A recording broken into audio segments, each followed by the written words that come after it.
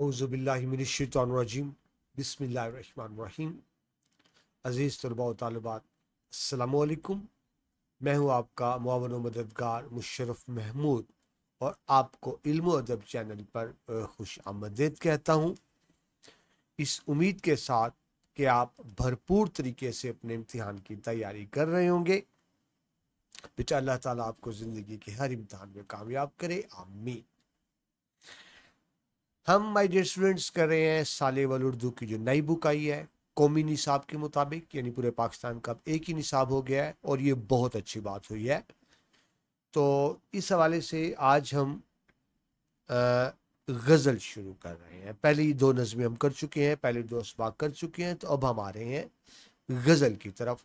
आपका सबक नंबर है 18 और गज़ल है मीर तकी मीर की पहली गज़ल। इससे पहले कि हम बाकायदा गज़ल शुरू करें, कुछ बुनियादी बातें समझ लीजिए। सबसे पहले समझ लीजिए नज़म और गज़ल में फ़र्क क्या होता है। देखिए, नज़म भी शायरी है, गज़ल भी शायरी है। नज़म का एक मौजू होता है, एक उन्वान होता है। मसलन अगर बरसात है तो सारे अशआर बरसात के हवाले से ही होंगे। हमद है तो सब में अल्लाह की तारीफ़ होगी। यानी एक उन्वान होता है और उस उन्वान के तहत अशार होते हैं और आपस में जुड़े होते हैं एक दूसरे से। यही वजह बेटा कि जब आप नज़म की तशरीह करते हैं तो इकट्ठी करते हैं, अलग अलग नहीं करते। लेकिन जहां तक गज़ल का सवाल है, गज़ल का कोई उन्वान नहीं होता। क्यों? क्योंकि गज़ल का हर शेर एक दूसरे से अलग अलग होता है। यानी गज़ल के एक शेर की तशरीह में आप दूसरे शेर का सहारा नहीं लेते। यही वजह है कि आपको नज़म के दोनों अशार की तशरीह इकट्ठी करना होती है, लेकिन गज़ल की तीन अशार की तशरीह अलग अलग करनी होती है। गज़ल का हर शेर एक मुकम्मल इकाई होता है, यूनिट होता है, तो जुदा गाना तशरीह होती है। ठीक है जी। तो आज हम कर रहे हैं मीर तकी मीर की पहली गज़ल, जिसमें कुछ अशार तो ऐसे हैं कि जिस पे स्टूडेंट्स तो क्या, मैं जानता हूँ कि असातिज़ा भी कंफ्यूज है और मुझे बहुत ज़्यादा कहा जा रहा था कि आप बाकी सिलेबस छोड़ें और पहले मीर तकी मीर की गज़ल करें। तो चले जी, अल्हम्दुलिल्लाह। पहले बेटा आप मीर का मकाम मर्तबा ज़रा समझ लें। ये मीर तकी मीर थे जिनकी आपने तस्वीर देखी। ज़ाहिर उस वक्त कैमरे नहीं होते थे, असल तस्वीर नहीं है। और ये दीवाने मीर, दीवान यानी किसी शायर का जो तमाम मजमुआ एक ही किताब में इकट्ठा कर दिया जाए उसको दीवान कहते हैं। तो ये दीवाने मीर से मीर तकी मीर की गज़ल है। सबसे पहले हस्ब मामूल हम ज़रा शायर का तारुफ देखेंगे। असल नाम है इनका मीर मोहम्मद तकी, अदबी नाम है मीर तकी मीर। मीर इनका तखल्लुस, यानी तखल्लुस वो नाम जो शेर में इस्तेमाल होता है। पैदाइश आगरे में हुई, इंडिया में। वालिद का नाम अली नकी था। दरवेश सिफ्त इंसान थे, तसव्वुफ से बहुत गहरा ताल्लुक था, यानी दीन से। मीर तकी मीर के हालात में बहुत ज़्यादा नशे व फराज रहा, बल्कि मुश्किल हालात ही रहे। बचपन में ही माँ बाप दोनों का इंतकाल हो गया। मुंह बोले चचा मीर अमान ने उनकी परवरिश का जिम्मा लिया, लेकिन बड़ी जल्दी वो भी इंतकाल कर गए। आगरा को छोड़कर दिल्ली आए। वहाँ उनकी सुतेले भाई के सुतेली वालदा के भाई थे सिराजुद्दीन खान आरजू, जो खुद भी उर्दू अदब के बड़े शायर हैं। उनके घर है। सिराज आरजू तो आपसे बड़ी मोहब्बत करते थे, लेकिन वो उनकी जो बीवी थी उनसे आपकी नहीं बन सकी। रिजल्ट क्या निकला कि एक दफ़ा फिर दिल्ली को छोड़ के वापस आगरा चले गए। ठीक है जी, लेकिन फिर दिल नहीं लगा तो दोबारा दिल्ली आए। मुख्तलिफ उमरा, यानी जो बड़े बड़े रईस उमरा होते हैं, उनके दरबार से मुंसलिक रहे स्टूडेंट्स। अब तो दरबार नहीं होते, पहले हुआ करते थे, जहाँ शायर होते थे और उनको बाकायदा वज़ाइफ मिलते थे। जब दिल्ली में सख्त हाली आई, बदअमनी आई, तो फिर उन्होंने देखा सल्तनत ओध की तरफ। ये एक सल्तनत थी बड़े सगीर के अंदर ही, आज़ाद खुद मुख्तार, और ये निस्बतन खुशहाल थी। तो वहाँ के नवाब थे, एक नवाब आसिफुद्दौला, उन्होंने आपको दावत दी और एक दफ़ा फिर लखनऊ चले गए। लेकिन आपकी तबीयत में खुद पसंदी बहुत ज़्यादा थी, अनानियत जिसको आप ईगो कहते हैं ना, वो बहुत ज़्यादा थी। अब देखिए, जो दरबारी शायर होगा वो तो सिर्फ झुक के रहेगा, जी हजूरी करेगा, और बड़ी सिंपल सी बात, आपको जी हजूरी करने नहीं आती थी, लिहाजा बड़ी जल्दी दरबार से अलग हो गए। दरबार से अलग होने का मतलब है वज़ाइफ बंद हो गए, माली तंगी हुई, तो आखिरी उम्र बड़ी आपने तंगदस्ती में गुजारी। लखनऊ में ही वफात हुई, वहीं उनकी तदफीन हुई। और मीर तकी मीर के जो कब्र का कुतबा है उस पर शेर लिखा हुआ है, सिरहाने मीर के आहिस्ता बोलो, अभी टुक रोते रोते सो गया। टुक थोड़ा सा। तो आप इस शेर से मीर को देखें, रोते रोते सो गया है, टुक पे बड़ी खूबसूरती पैदा की, यानी उनकी पूरी जिंदगी दुख दर्द में गुजरी, तकलीफ में गुजरी। इसलिए कहते हैं मीर दुख के शायर हैं। मीर को कहा जाता है मीर आह के शायर। दो बड़े शायर, मीर और गालिब, मीर तकी मीर और असदुल्ला खान गालिब। गालिब के बारे में कहा जाता है उनकी शायरी वाह की शायरी है, और मीर के बारे में कहा जाता है उनकी शायरी आह की शायरी, दुख भरी शायरी। देखिए, शायर जो कुछ जिंदगी में जो गुजरती है उस पर उसी को ही अपने लफ्जों में बयान करता है। तो मीर की सारी जिंदगी दुख तकालीफ में गुजरी, जिस तरह मैंने आपको बताया। नासिहाना अंदाज है, नसीहत करने वाला कि दुनिया आर्जी चीज़ है, दुनिया में दिल नहीं लगाना, वगैरह वगैरह। गर्दिश ज़माना का खुद भी शिकार रहे और इसका इजहार भी करते हैं। मुशाहिदे की वसत, क्लोज ऑब्जर्वेशन जिसको कहते हैं, बड़ी बारीक बीनी से देखते हैं दुनिया को। सादगी बयान है, यानी आपके यहाँ में मुश्किल अल्फाज नहीं मिलते। कहते हैं मीर की शायरी वो भी समझ सकता है जो दिल्ली की जामे मस्जिद की सीढ़ियों में बैठता हो, बिल्कुल आसान अल्फाज, लेकिन उन आसान अल्फाज में भी जादू किसी कैफियत है आपके यहाँ, बेसाख्तगी है। उनको शेर बनाने में मसला नहीं होता, बड़ी यानी जो चीज़ वो कहना चाहते हैं सहूलत से कह देते हैं। रिमज़ो इमायत है, यानी कनाया में और बराह रास्त बात करने में महारत रखते हैं। मौसीकियत तरन्नुम है, आपका शेर पढ़ें तो, अगर आप पढ़ें तो आपको लगता है आप गुनगुना रहे हैं, मौसीकियत उसके अंदर मौजूद है। ज़िंदगी के तजर्बात थे और ज़्यादा तल्ख तजर्बात ही थे, उनका इजहार है। कुदरत अदा की खूबियाँ बात बड़ी आसानी से कह देते हैं। आपकी शायरी आफाकी है। ज़हन में रखिए, शायर अपनी ज़ात का तर्जमान भी होता है, अपने अहद का तर्जमान भी होता है, अपने ज़माने का तर्जमान भी होता है। तो डियर स्टूडेंट्स, मीर का ज़माना कौन सा है? जब मुगलों का जवाल हो रहा था, यानी वो मुसलमान जिनकी कभी हुकूमत थी, बज़ाहिर तब भी हुकूमत थी, ज़िल्लो ख़ार हो रहे थे, तंग हो रहे थे। तो वो जो बेचैनी, जो तकलीफ, दर्द था, वो मीर तकी मीर का अपना नहीं था, उनके ज़माने का था, उनके अहद का था। तो मीर की शायरी में मीर की झलक तो है, उनके अहद की झलक भी है। तो उस आफाकियत का रंग है, आफाकियत यूनिवर्सलाइज, यानी उस ज़माने में क्योंकि हर शख्स दुखी था, तो मीर के शेर पढ़ के हर एक को लगता था कि वो मीर की बात नहीं है, उसकी अपनी बात है। फिक्र आखिरत का आपको यहाँ नजर आता है मीर के कलाम में।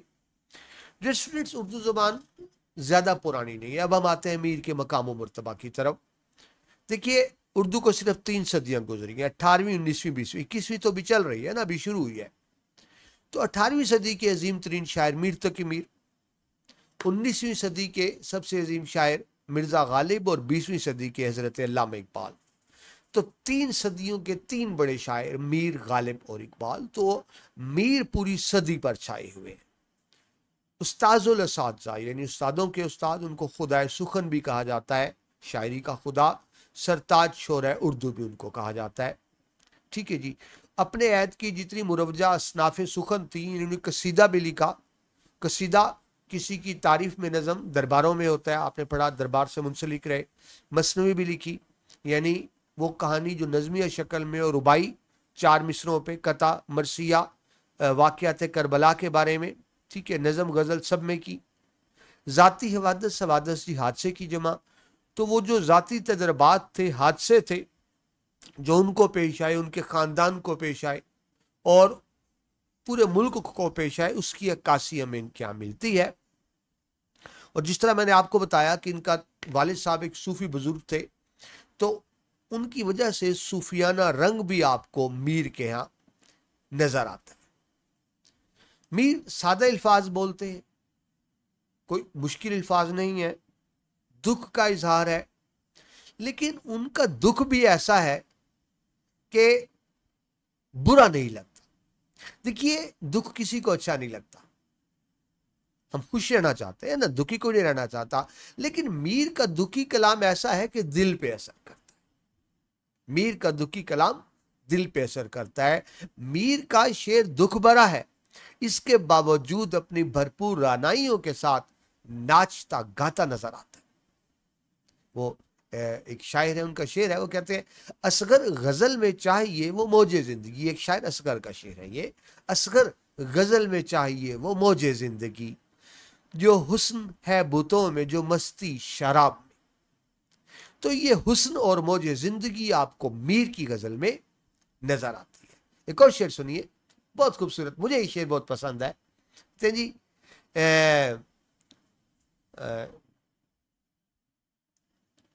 जब गजल मीर की पढ़ता है पड़ोसी मेरा।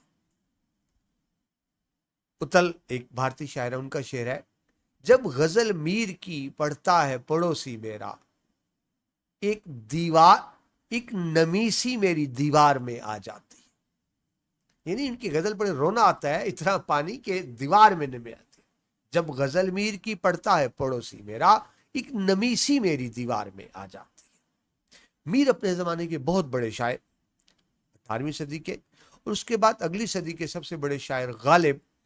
तो गालिब मीर के बारे में कहते हैं, रीखते, पहले बेटा उर्दू का नाम रीखता होता था, रीखते के तुम ही उस्ताद नहीं हो गालिब, कहते हैं अगले जमाने में कोई मीर भी था।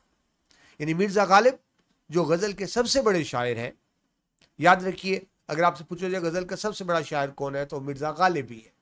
वो मीर के बारे में कहते हैं कि कहते हैं अगले जमाने में कोई मीर भी था। गालिब ही के मसर एक बहुत बड़े शायर जो बादशाह जफर के उस्ताद भी थे, इब्राहिम ज़ौक़, वो गालिब पर ही दरअसल तंज करते हुए कहते हैं, ना हुआ पर ना हुआ मीर का अंदाज नसीब, ज़ौक़ यारों ने बहुत जोर गजल में मारा। यानी ज़ौक़ गालिब पर तंज कर रहे हैं कि मीर का अंदाज नसीब नहीं हुआ।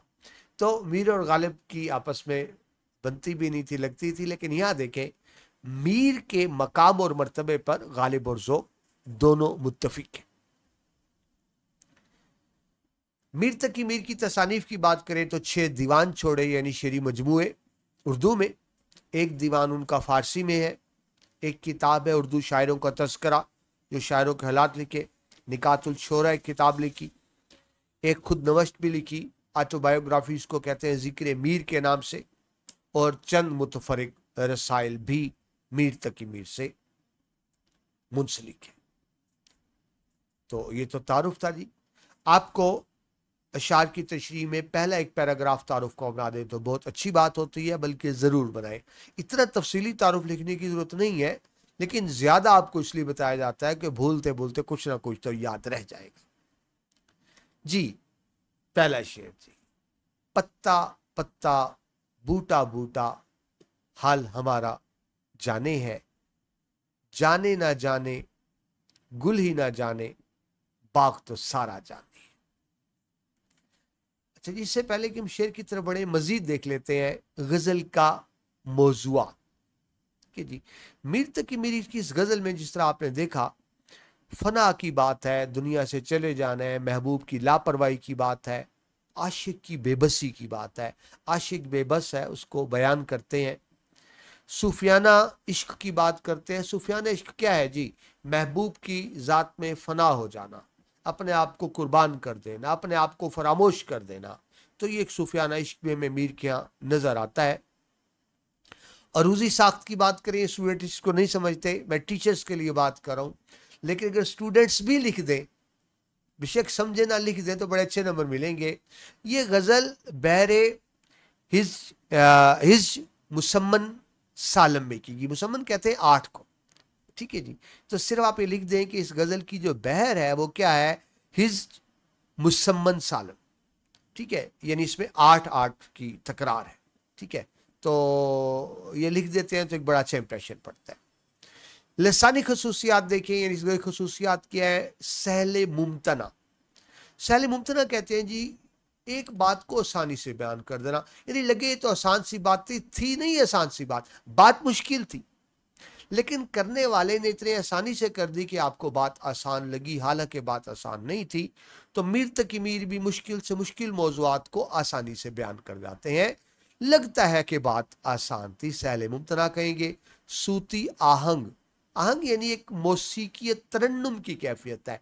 पत्ता पत्ता, बूटा बूटा, हाल हमारा जाने है, तो देखिए तरन्नुम आता है। मुहावराती अंदाज है, हाल हमारा जाने है, ये आम फिक्रा है, लेकिन देखें किस कदर खूबसूरती से परोया गया। पत्ता पत्ता, बूटा बूटा, हाल हमारा जाने है। इसमें तस्वीरियत नजर आती है आपको, यानी जब पढ़ेंगे तो आपको बाग, फूल, पत्ते ऐसे ही लगता है गोया आपकी आंखों के सामने है, यानी इस तरह उन्होंने रंग भरे हैं अल्फाजों में। तंज और रम्ज भी है, महबूब पर तंज है।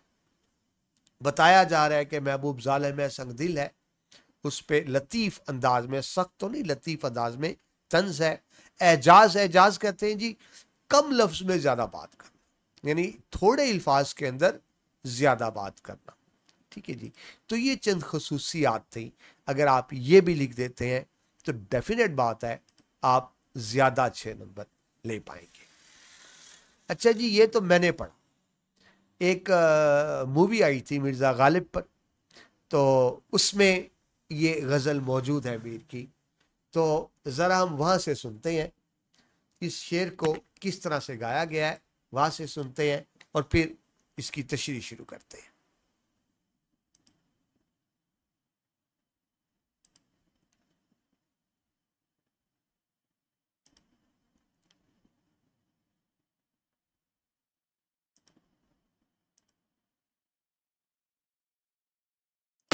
पत्ता पत्ता, बूटा बूटा, हाल हमारा जाने है।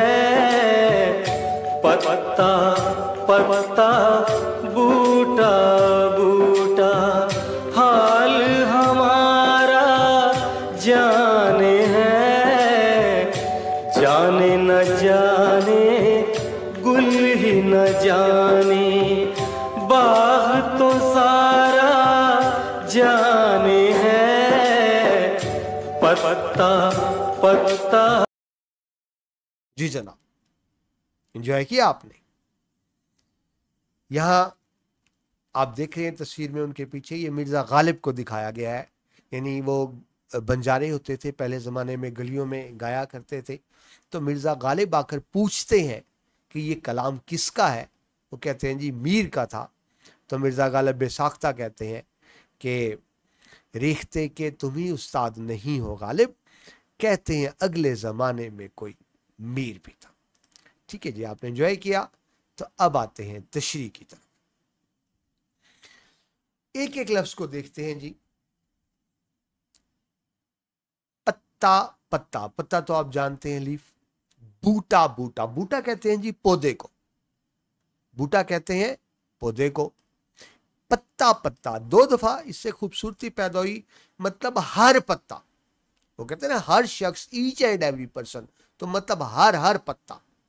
पत्ता पत्ता, बूटा बूटा, बूटा कहते हैं पौधों को, फूलदार पौधा आप कह लें। ठीक है जी, तो हाल हमारा जाने है, हमारे दिल का हाल। और आपने अभी देखा कि मीर के दिल का हाल क्या था, उनकी सारी जिंदगी दुख दर्द तकलीफ में गुजरी। ठीक है जी, लेकिन यहां दुनियावी दर्द की बात नहीं हो रही, यहां बात हो रही है इश्क के दर्द की। ठीक है जी, यानी शायर आशिक है, वो महबूब की मोहब्बत में तड़प रहा है, और महबूब के लिए उसकी जो तड़प है, मोहब्बत है, सबको पता है। पत्ता पत्ता जाने, बूटा बूटा जाने, पत्ता पत्ता, बूटा बूटा, हाल हमारा जाने है। जाने ना जाने, गुल ही ना जाने, बाग तो सारा जाने है। गुल कहते हैं फूल को, लेकिन यहां इसका मतलब है महबूब, यानी मतलब समझे आप, शायर कहता है कि मैं जो अपने महबूब से मोहब्बत करता हूं, तो मेरी दिली कैफियत मेरे महबूब को मालूम नहीं, गुल को मालूम नहीं है, लेकिन बाकी तो सारे बाग को मालूम है। तो यह बाग का मतलब दुनिया जहान कायनात। ठीक है जी, यानी शायर कहता है کہ میرے دل کے اندر جو میرے محبوب کی محبت ہے، محبوب سے ملنے کی تڑپ ہے، محبوب کو پانے کی آرزو ہے، تو میری دل کی کیفیات سے سب واقف ہے، پوری دنیا واقف ہے۔ ہاں، جس محبوب کو چاہتا ہوں صرف وہی واقف نہیں۔ ٹھیک ہے جی، تو پہلے مفہوم دیکھیے۔ ہر چیز، ہر ذرے کو، شاعر کہتا ہے ہر چیز، ہر ذرے کو ہمارے درد کی خبر ہے، مگر محبوب صرف محبوب ہی ہے جو بے خبر ہے۔ ٹھیک ہے جی، یہ مفہوم ہو گیا۔ اگر آپ تشریح سے پہلے مفہوم لکھ دیتے ہیں تو آپ کو بہت اچھے مارکس ملتے ہیں۔ ٹیچر کو سمجھ آ جاتی ہے کہ آپ نے اندازے سے تشریح نہیں کی، آپ شعر کو سمجھ گئے ہیں۔ ہوتا ہے نا تکے سے تشریح کرنا، تو مفہوم لکھتے ہیں تو بات کلیئر ہو جاتی ہے کہ آپ کو شعر آتا ہے۔ ٹھیک ہے جی، اب ایک ایک لفظ کو دوبارہ دیکھتے ہیں۔ آپ کے سامنے یہ لکھا ہوا ہے، بچے بار بار ایک ہی بات، سر نوٹس نوٹس تو بیٹا یہ نوٹس ہی تو ہے، اور نوٹس کیا ہوتے ہیں؟ یہ آپ کے سامنے نوٹس ہے، لیکن لکھیں گے آپ اپنے ہاتھ سے تاکہ آپ کو یاد بھی۔ تو آپ یہ کہیں گے کہ زیر تشریح شعر میں گل سے مراد، یعنی گل کیا ہے؟ محبوب، جو اپنی رانائی خوبصورتی حسن کے خمار میں مبتلا ہونے کی وجہ سے عاشق کے حال پر توجہ نہیں دیتا۔ یعنی محبوب کو اپنے حسن کا اتنا غرور ہے، اتنا وہ اپنے آپ کو کچھ سمجھتا ہے حسین، کہ اس کی عاشق پر توجہ ہی نہیں ہے۔ باغ سے مراد کیا ہے؟ یہ وسیع تر دنیا ہے، ٹھیک ہے جی، اور ماحول ہے جو عاشق کی تکلیف کو محسوس کرے۔ یعنی ساری دنیا کو عاشق کے دل کی کیفیات معلوم ہے، اور جس کو معلوم ہونی چاہیے تھی اس کو معلوم نہیں ہے۔ اس شعر میں میر اپنے ذاتی تجربات اور جذبات کو عالمگیر رنگ دے رہے ہیں، یونیورسلائز کر رہے ہیں، کیونکہ میں نے بتایا کہ شاعر اپنا بھی ترجمان ہوتا ہے، اپنے عہد کا بھی ترجمان ہوتا ہے، وہ اپنے عہد کی عکاسی کر رہا ہے۔ تو ان کے عہد میں یہی صورتحال تھی، یعنی محبوب سے مطلب یا محبوب بھی ہو سکتا ہے، ظالم سنگ دل حکومت بھی ہو سکتی ہے۔ ٹھیک ہے جی، یعنی آپ یہ لفظ فیض نے بہت زیادہ برتا ہے، فیض احمد فیض صاحب نے۔ وہ حکومت کو محبوب اس سینس میں کہتے ہیں کہ جس طرح محبوب ظالم سنگ دل ہوتا ہے، حکومت بھی ایسی ہوتی ہے، ان کو اپنے عوام پہ کوئی ترس نہیں آتا۔ ٹھیک ہے جی، تو اس شعر میں وہ اپنے دلی جذبات کی ترجمانی کر رہے ہیں۔ آگے چلیے جی، شاعر کہتا ہے کہ اس کا حال ہر پتے، ہر پھول، ہر جاڑی کو موجود معلوم ہے۔ یعنی چھوٹی سے چھوٹی چیز بھی شاعر کی اندرونی کیفیات سے واقف ہے، لیکن جس کو معلوم ہونا چاہیے اس کے دل کی بات، اس کو معلوم نہیں۔ پھول یعنی اس کے محبوب کو معلوم نہیں ہے۔ یہاں شاعر اپنے آپ کو تسلی بھی دے رہا ہے۔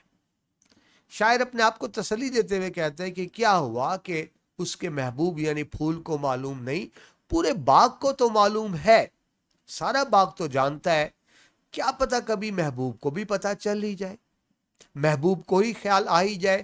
جب باقی سب کو پتا ہے تو ایک امید موہوم ہے، تو تھوڑی سی امید، لیکن امید موہوم ہے کہ شاید کبھی اس کے محبوب کو بھی خیال آ جائے۔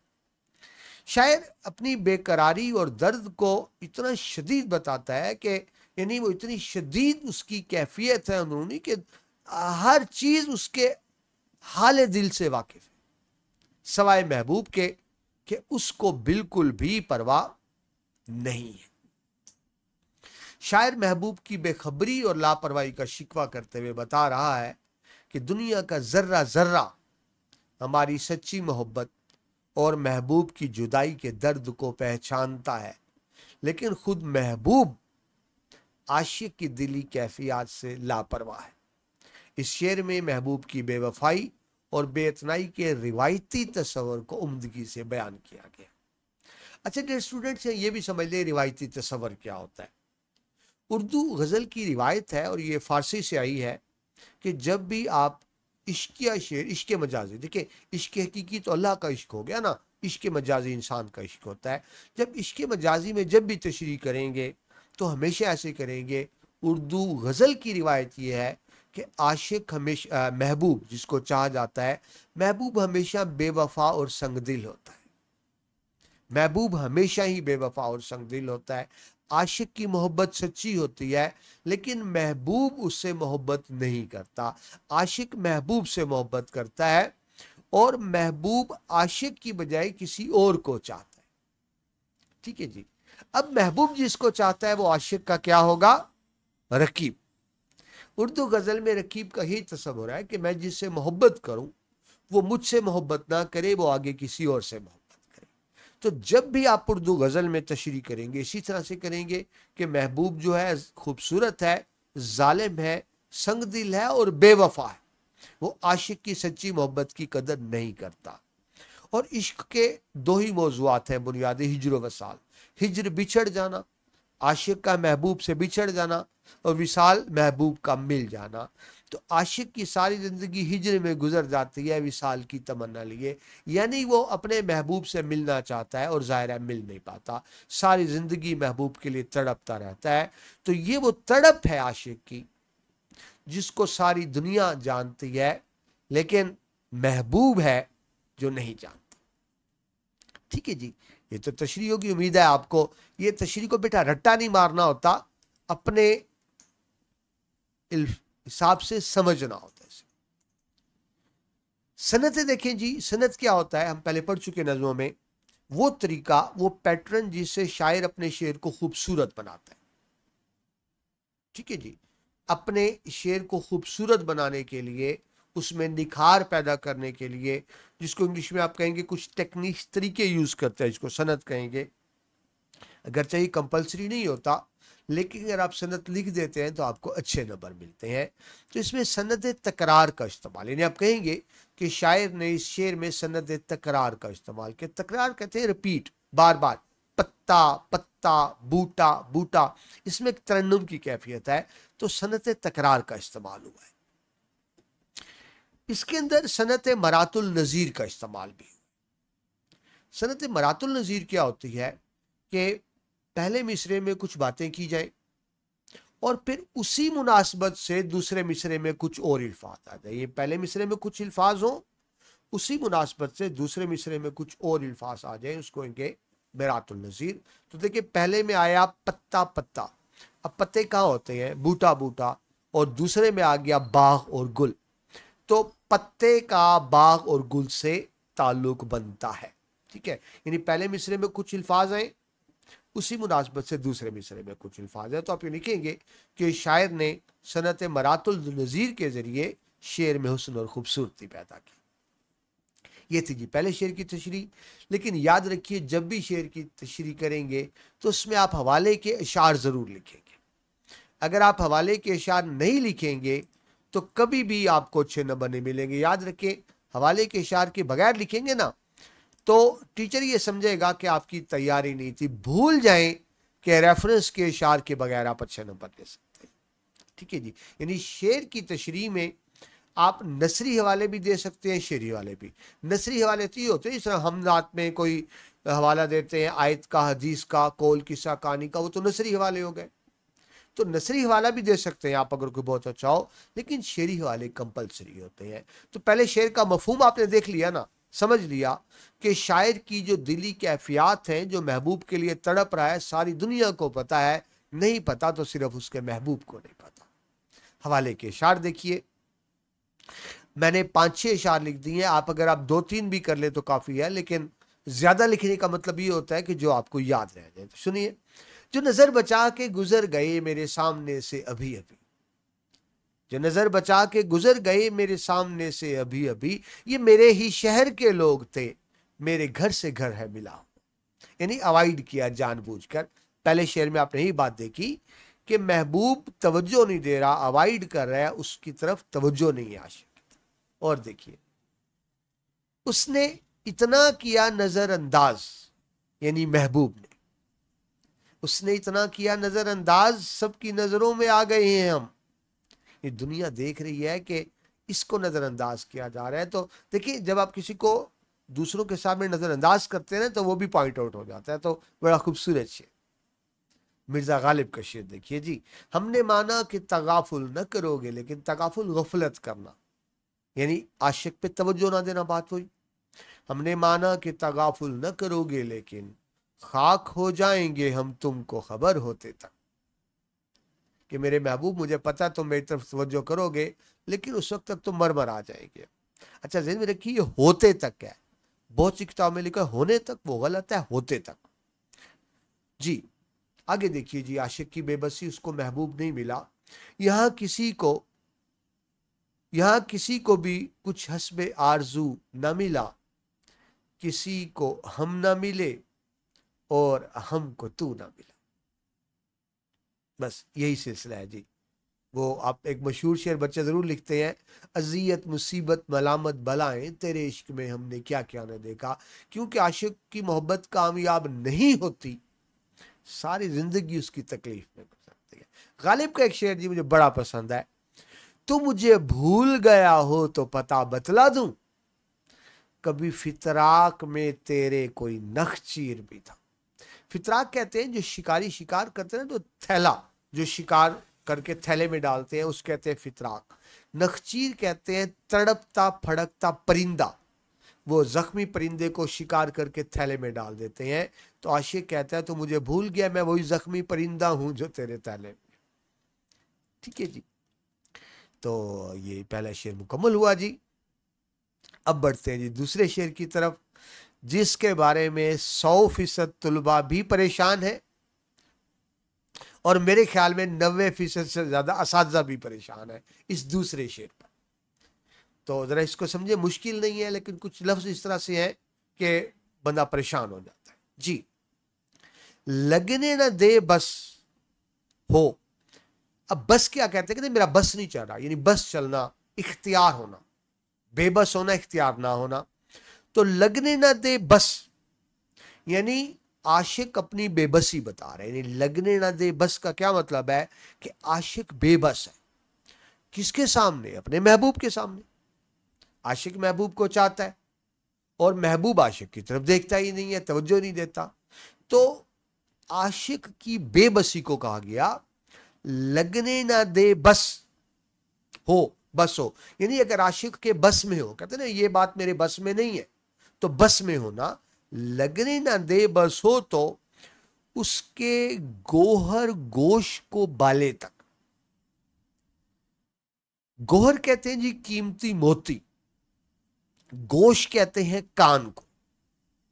गोहर गोश यानी कान में पहनने वाला कीमती मोती। ठीक है जी, गोहर गोश क्या हो जाएगा? कान में पहनने वाला कीमती मोती। बाले कहते हैं कान की बालियां।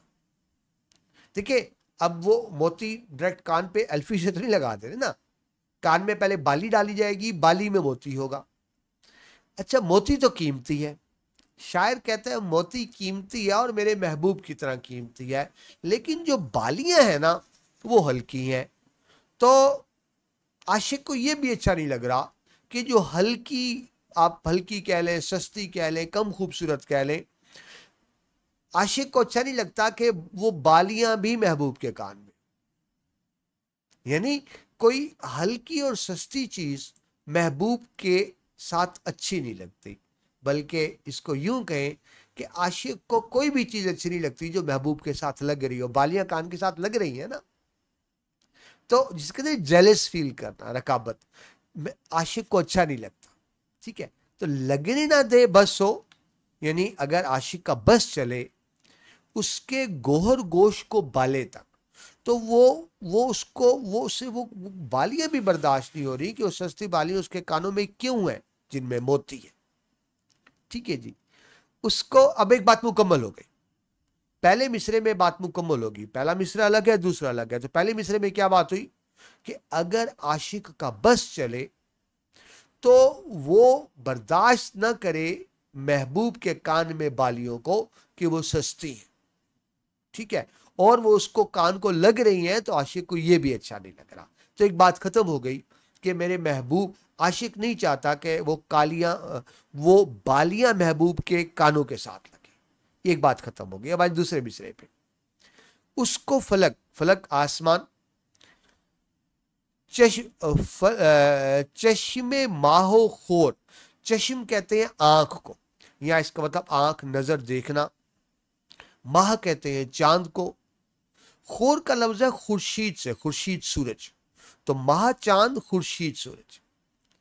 तो चश्मे माहोखोर क्या बनेगा? यानी सूरज और चांद की आंखें। ठीक है जी, चश्मे माहोखोर, सूरज चांद की आंखें, या यूं कह लें सूरज चांद का देखना। उसको फलक चश्मे माहर और नूर की पुतली का तारा जाने। अच्छा जी, ये पुतली का तारा क्या होता है? देखिए, आंख के अंदर ही जो काले रंग का ब्लैक कलर का डेला है, इसको कहते हैं पुतली का तारा। ठीक है जी। जो आंख की पुतली के बिल्कुल दरमियान में स्याह नुक्ता होता है ना, आंख की पुतली के दरमियान में स्याह नुक्ता जो रोशनी को ऑब्जॉर्व करता है, उसको कहते हैं पुतली का तारा। ठीक है जी। तो अब दोबारा आए, उसको फलक चश्मे माहो खूर की पुतली का तारा जाने है, यानी आसमान के नजदीक जो महबूब है वो सूरज चांद की आंखों की पुतली का तारा है। बात समझे? यानी महबूब इतना अहम है, इतना हसीन है, इतना खूबसूरत है कि आसमान के नजदीक जो महबूब का हुस्न है वो ऐसे ही है गोया सूरज चांद की आंखों की पुतली का तारा। ठीक है जी। ये मुश्किल अल्फाज मैंने लिख भी दिए हैं क्योंकि मुश्किल अल्फाज इसमें ज्यादा आ गए हैं, आपको समझ आ जाए। ठीक है, एक बार फिर रिपीट कर दूं, लगने न दे बस हो, यानी अगर आशिक का बस चले तो उसके गोहर गोश को बाले तक, तो वो जो कीमती मोती है उसके कान में और वो जिस बालियों में है, तो आशिक का बस चले तो वो बालियां ना पहनने दे कि वो महबूब के कान के साथ लग रही है सस्ती बालियां। ये एक बात। तो दूसरे में कि आसमान के नजदीक महबूब की इंपॉर्टेंस क्या है, अहमियत क्या है, कि जो उसका महबूब है वो सूरज चांद की आंख की पुतली का तारा है, यानी आशिक के नजदीक उसका महबूब बहुत ज्यादा अहम है, बहुत खूबसूरत है। ठीक है, दो मिसरे अलग अलग हो गए। अब आइए मफहूम की तरफ, तो आपको समझ आ जाएगी। तो इसमें क्या है जी, शायर कहता है महबूब की नजाकत ऐसी है कि शायर चाहता है कि कोई उसके कान की लू तक, कान की लो ये नीचे होता है ना निचला हिस्सा, इसको लो कहते हैं। महबूब की नजाकत ऐसी है कि शायर चाहता है कोई उसकी कान की लो तक को ना छुए, क्योंकि वो आसमान की आंख का तारा है। इस शेर में शायर अपने महबूब की बेपनाह कदर कीमत का भी इजहार कर रहा है और उसके मुकाबले में अपनी आजिजी का इजहार भी कर रहा है कि यानी मेरा महबूब तो वो कि जिसकी अहमियत यह है कि सूरज चांद की आंख का तारा है।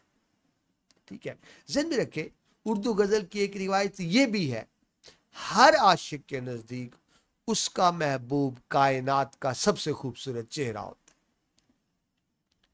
फिर समझ ले, हर आशिक के नजदीक उसका महबूब इस कायनात का सबसे खूबसूरत चेहरा है।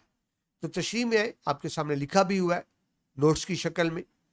मिसरा अव्वल, देखिए हर शेर के दो मिसरे होते हैं तो आप तशरीह तो इकट्ठी करेंगे, लेकिन बेहतर है पहले लिख दें मिसरा अव्वल में, या यूं लिख दें जेर तशरीह शेर के मिसरा अव्वल में, और जब दूसरे पे आए तो लिख दें जेर तशरीह शेर के मिसरा सानी, दूसरे मिसरे में। तो मिसरा अव्वल में आशिक के जज्बात और ख्वाहिशात का इजहार है। ठीक है जी, क्या है कि उसकी ख्वाहिश है कि वो सस्ती बालियां भी महबूब के कानों में ना लगे, उसकी ख्वाहिश है ना जी। जबकि मिसरा सानी में, दूसरे मिसरे में महबूब की अजमत और अहमियत को बयान किया गया। ज़ेर तशरीह शेर में मिसरा अव्वल में आशिक अपने महबूब की नज़ाकत को बयान करता है, उसकी कदर व कीमत को बयान करता है। इस शेर में इस ख्वाहिश का इजहार किया गया है कि अगर आशिक को इख्तियार हो, देखिए असल बात ये है, मैं इसको अंडरलाइन प्रोमिनेंट कर दूं, ये देखिए, अगर आशिक को इख्तियार हो तो महबूब के कान की लो तक भी किसी चीज को ना छूने दे, खा वो बालियां ही क्यों ना। ठीक है जी, अब इस एक जुमले को समझ जाए, पूरा शेर आपको समझ आ जाए। आशिक को इख्तियार हो तो महबूब के कान की लो तक किसी को छूने ना दे। इस शेर में एक लतीफ इशारा भी मौजूद है, यानी खूबसूरत इशारा, कि शायर चाहता है कि कोई मामूली चीज भी उसके महबूब को ना छुए, بلکہ رکیب یعنی جو کہ جذبہ کے زیر اثر شاعر چاہتا ہے کہ اس کے محبوب کو کوئی چیز ایون کہ بے جان بالی کیوں نہ وہ بھی نہ چھوئے. عاشق کو اچھا نہیں لگتا کہ اس کے محبوب کو کوئی چھوئے. یہ تو پہلا مصرع ہو گیا جی. مصرع ثانی میں شاعر اپنے محبوب کی عظمت اور کائنات کی اہمیت کا بیان کر رہا ہے کہ اس کائنات میں اس کی محبوب کی کیا اہمیت ہے.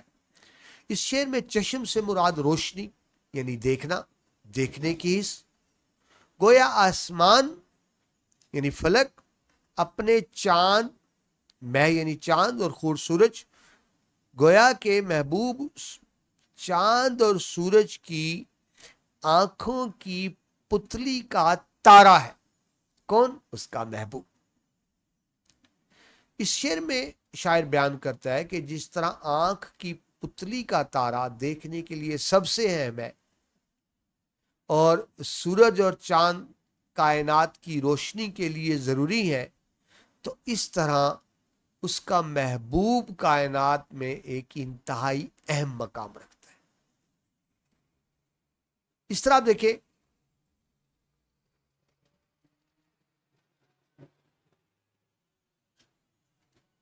سوری فار انٹرپشن جی. اس طرح آپ دیکھیں شاعر محبوب کی عظمت کو کائناتی سطح پر لے جاتا ہے اور بیان کرتا ہے کہ آسمان اپنے چاند اور سورج کی آنکھوں کی پتلی کا تارا اس محبوب کو سمجھتا ہے، یعنی عاشق کے محبوب کو سمجھتا ہے.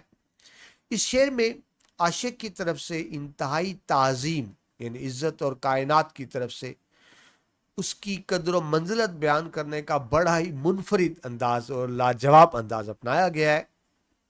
اور اس شعر میں محبوب کے حسن و جمال کو عالمگیر تناظر میں، عالمگیر یونیورسل، وہ کہتا ہے پوری کائنات میں سب سے اہم جو چیز ہے میرا محبوب ہی ہے بس. یہاں جو شاعر کی محبت ہے وہ محبت سے زیادہ پرستش کا رنگ اختیار کرتے نظر آتی ہے، گویا کہ وہ پرستش کر رہے اپنے محبوب کی. اس میں انتہائی بلیغ اور شاندار تشبیہ بھی ہے، وہ تشبیہات دے رہا ہے. تشبیہ کیا ہوتا ہے؟ ایک چیز کو سمجھانے کے لیے دوسری کی مثال دینا. تو وہ سورج اور چاند کی آنکھ کی پتلی کا تارا کہہ رہا ہے محبوب کو. ٹھیک ہے جی. جس میں محبوب کو کائنات کا مرکز اور روشنی کا منبع قرار دیا گیا. اگرچہ اس میں بے حد مبالغہ، دیکھیں مبالغہ ہے نا، مبالغہ ہوتا ہے ایگزیجریٹ کرنا، بڑھا چڑھا کے بیان کرنا. ظاہر ہے ایسا ہو نہیں سکتا نا کہ اس کا محبوب سورج اور چاند کی آنکھ کی پتلی کا تارا. مبالغہ ہے. اگرچہ اس شعر میں مبالغہ ہے لیکن ہم یہ نہیں کہیں گے کہ یہ شعر کا عیب ہے، بلکہ ہم اسے کہیں گے کہ اس شعر کی خوبصورتی ہے. ہم اسے عیب تصور نہیں کریں گے، شعر کا حسن شمار کریں گے. ہم اس کو کہتے ہیں فنی محاسن، حسن کی جمع محاسن. ہم اس کو مبالغے کو فنی محاسن کے طور پر لیں گے. ٹھیک ہے جی. یعنی وہ مبالغہ ہے جو برا نہیں لگ رہا، اچھا لگ رہا ہے. بات تو بڑھا چڑھا کے بیان کی گئی لیکن یہ عاشق محبوب کی محبت میں اتنا غرق ہے کہ یہ مبالغہ بھی اس کا اچھا لگ رہا ہے. ٹھیک ہے جی. سندوں کا استعمال دیکھیں جی. اس شعر میں سب سے پہلے تو سند حسن تعلیل آئی. ٹھیک ہے جی. حسن تعلیل کیا ہوتا ہے یہ بھی سمجھ لیں. جب ایک چیز کی اصل وجہ کچھ اور ہو اور بیان کوئی اور کی جائے، یعنی ایک چیز کی اصل وجہ کی بجائے کوئی دوسری وجہ بیان کرتی جائے تو اس کو کہتے ہیں حسن تعلیل. ٹھیک ہے. جب ظاہر ہے اصل وجہ یہ تو نہیں ہے نا کہ اس کا جو محبوب سورج اور چاند کی آنکھ کی پتلی کا تارا ہے، لیکن شاعر نے کہہ دیا تو اس کو کہیں گے اس شعر میں شاعر نے صنعت حسن تعلیل سے کام لے کر شعر کو خوبصورت بنا دیا. صنعت مبالغہ بھی ہے، بات کو بڑھا چڑھا کر بیان کیا گیا. محبوب کو چشم مہ خور کی پتلی کا تارا قرار دیا گیا. صنعت تشبیہ بھی ہے کہ محبوب کی آنکھ کی پتلی سے تشبیہ دی گئی، اس کی اہمیت بیان کی گئی. صنعت مرات النظیر بھی آ گئی. اس کے اندر مرات النظیر ابھی آپ کو بتایا تھا پچھلے شعر میں کہ جب پہلے مصرے میں کچھ الفاظ آئیں اور پھر اسی مناسبت سے دوسرے مصرے میں کچھ اور الفاظ آ جائیں تو اس کو مرات النظیر کہیں گے. تو چشم، آنکھ، مہ خور، فلک تارا. اب دیکھیں جب فلک تارا آ گیا، فلکیات، جمالیات، یہ ساری چیزیں چشم، مہ خور، فلک تارا ایک دوسرے سے ریلیٹ کرتی ہیں، ایک دوسرے سے تعلق ہے، تو ہم کہیں گے صنعت مرات النظیر کا استعمال. जी अब आ जाए जी हवाले के इशार की तरफ। जिस तरह मैंने आपको पहले बताया कि हवाले के इशार के बगैर आपको अच्छे नंबर नहीं मिलेंगे। शेर क्या है जी? शेर ये है कि आशिक के नजदीक उसका जो महबूब है कायनात का सबसे खूबसूरत चेहरा है। इतना खूबसूरत चेहरा है कि सूरज चांद की आंख की पुतली का तारा है। ठीक है जी। और नाजुक इतना है कि शायद उसके कान की बाली का बोझ भी उस पर बर्दाश्त नहीं कर रहा। शेर देखिए जी, हवाले का शेर। पूछा जो उनसे चांद निकलता है किस तरह, यानी आशिक अपने महबूब से पूछ रहा है, जरा कैफियत देखे ना कि चांद किस तरह निकलता है। पूछा जो उनसे चांद निकलता है किस तरह, जुल्फों को रुख पे डाल के झटका दिया कि यूं। यानी महबूब ने क्या किया, पहले अपने चेहरे को जुल्फों से छुपा लिया और फिर एकदम जुल्फों को झटका दे के साइड पे कर दिया, चेहरा नजर आ गया तो क्या कहा, यूं निकलता है चांद। बात समझिए, यानी कितना खूबसूरत तस्वर। पूछा जो उनसे चांद निकलता है किस तरह, जुल्फों को रुख पे डाल के झटका दिया कि यूं। और देखिए शेर। चमन में आपकी तरह गुलाब एक भी नहीं। मैंने भी क्या कहा, महबूब के आशिक के नजदीक उसका महबूब कायनात का सबसे खूबसूरत चेहरा है। चमन में आपकी तरह गुलाब एक भी नहीं, हजूर एक भी नहीं, जनाब एक भी नहीं, यानी आप जैसा कोई है नहीं। हर आशिक के नजदीक उसका महबूब कायनात का सबसे खूबसूरत चेहरा है। और देखिए जी फराज साहब का, सुना है उसके बदन की तराश ऐसी है, यानी उसका बदन इतना खूबसूरत, फिजिकल ब्यूटी की बात हो रही है। सुना है उसके बदन की तराश ऐसी है कि फूल अपनी कबाएं कुतर के देखते हैं, फूल काटते हैं कि हम भी काश महबूब की तरह खूबसूरत हो जाएं। सुना है उसके बदन की तराश ऐसी है कि फूल अपनी कबाएं कुतर के देखते हैं। सुना है उसके शबिस्तान से मुत्तसिल है बहिश्त, शबिस्तान सोने की जगह यानी रहने का घर, बहिश्त जन्नत। सुना है उसके शबिस्तान से मुत्तसिल है बहिश्त, मकी उधर के भी जलवे इधर के देखते हैं, जन्नती लोग भी देख रहे हैं महबूब को। और रुके तो गर्दिशें उसका तवाफ करती है, चले तो उसको जमाने ठहर के देखते हैं। इस कदर महबूब उसका खूबसूरत। आशिक सा तो सादा कोई और ना होगा दुनिया, आशिक सा तो सादा कोई और ना होगा दुनिया में, जी के ज़ियां को इश्क में उसके अपना वारा जाने है। जाने न जाने गुल ही न जाने, बाग तो सारा जाने है। आशिक जी मोहब्बत करने वाला, ठीक है जी। आशिक सा सादा, ये आशिक सादा है, ठीक है जी, यानी वो मकरो फरेब से आगाह नहीं है, ठीक है जी। वो उसकी मोहब्बत सच्ची है, यानी आशिक की अपने महबूब से मोहब्बत सच्ची है। सादे का मतलब सच्ची है। जी के जिया, जिया होता है नुकसान, जी का जिया यानी दिल का नुकसान। जी के जिया को इश्क में उसके अपना वारा जाने, वारा कहते हैं जी फायदे, कहते हैं वारे का सौदा है, फायदे का सौदा है, यानी इश्क में जो नुकसान होता है आशिक का, वो उसको अपना नुकसान नहीं समझता, उसको अपना फायदा समझता है। इसको यूं भी कह लें, इश्क में पहुंचने वाली तकलीफ, गम, नुकसान, मुसीबत आशिक के लिए दुख दर्द का नहीं बल्कि खुशी का बायस होती है, ठीक है जी। तो मफहूम देखिए, शायर अपनी सादगी पर अफसोस नहीं बल्कि फख्र करता है कि उसका महबूब के लिए जान गंवाना भी उसके लिए फायदेमंद है। डियर स्टूडेंट्स, ये भी गजल का रिवायती तस्वर है। आशिक अपने आप को फना कर देता है महबूब के लिए, अपनी ज़ात की नफ़ी कर देता है, निगेट कर देता है। यानी अगर उसकी ज़िंदगी महबूब के काम आ जाए, महबूब उसको कत्ल कर दे, मार डाले, तो आशिक इसको भी अपने लिए फ़ायदेमंद समझता है। शेर है ना जी कि उनके कदमों में गिर जाएं मर जाएं हम, उनके कदमों में गिर जाएं मर जाएं हम, इस तरह अपनी मट्टी ठिकाने लगे। आशिक कहता है ये तो मेरे लिए बड़ी सादत की बात होगी कि महबूब के लिए जान कुर्बान कर दी। अच्छा, ये इश्क हकीकी में भी आता है। इश्क हकीकी अल्लाह का इश्क, वो मशहूर शेर है ना, जान दी हुई उसी की थी अल्लाह की, जान दी हुई उसी की थी, हक तो यूं है कि हक अदा ना हुआ। भाई अल्लाह की जान थी, अल्लाह को वापस कर दी तो कौन सा एहसान किया, उसी की चीज थी, तो इश्क हकीकी में आ गया। लेकिन ये शेर इश्क मजाजी में है कि वो कहता है अगर महबूब पे जान कुर्बान हो जाए तो ये फायदे का सौदा है, नुकसान का नहीं। ठीक है जी। तो मफहूम देखिए, शायर अपनी सादगी पर अफसोस नहीं कर रहा, बल्कि फख्र महसूस कर रहा है, खुशी महसूस कर रहा है कि उसका अपने महबूब के लिए जान गंवाना भी फायदेमंद है। ये शेर, अब तशरी में आए तो ये शेर एक सूफियाना रंग रखता है, जहां इश्क में फना को आला दर्जा समझा जाता है। इश्क का एक दर्जा ये है कि आशिक अपने महबूब के लिए फना हो जाए, अपनी ज़ात की निगेट कर दे, नफ़ी कर दे, और अपने आप को महबूब के ताबे कर ले, और जिस तरह महबूब चाहे, यानी जो महबूब की खुशी वो आशिक की खुशी। तो इस रिवायती तस्वर को यहाँ बयान किया गया। जिस तरह मैंने भी आपको बताया, अगरचे इश्क मजाजी का शेर है, लेकिन इसमें इश्क हकीकी का रंग भी नुमाया है। यानी शायर के नज़दीक जो नुकसान इश्क में कुर्बानी देने से है वही असल कामयाबी है।